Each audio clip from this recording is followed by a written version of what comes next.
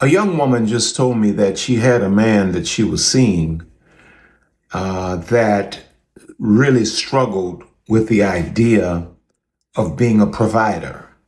Now, this is a woman that makes money, and she wasn't putting any demands on him to come up to her level, but he just could not conceive of the idea of ever being 100% provider.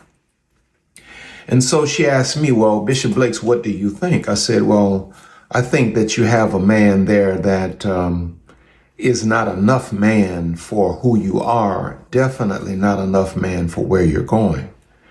There are three reasons I think that a woman should really pause when it comes down to dealing with a man that cannot conceive of himself as being a provider. Number one, a man that cannot see himself as being a provider for you does not really love you enough. Because when a man loves a woman, he does whatever he has to do to take care of that woman. Now, he may hit 100%, he may hit 80, but he's going to be putting in 100% effort when he really loves a woman. Number two, a man that struggles with being a provider lacks personal ambition. He doesn't even believe in himself. Because you can take men that are not in love with women that really have a high self-esteem.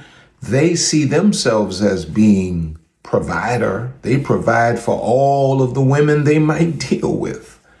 How is it that one man that says he loves one woman cannot provide or cannot have an idea or conception of being a provider for her? And then thirdly, you just don't want a man that cannot conceive of himself as being a provider, because as a woman, you never know when you're going to have to fall back on a man to hold the ship together. Husband, house band, he's the one that holds it all together when it otherwise would fall apart.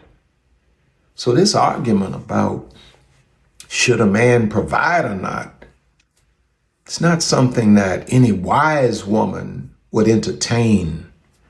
You don't need a man that necessarily has all of the money in the world to pay all of the bills, but you got to have a man that has a heart to do so. You ain't gonna respect him otherwise.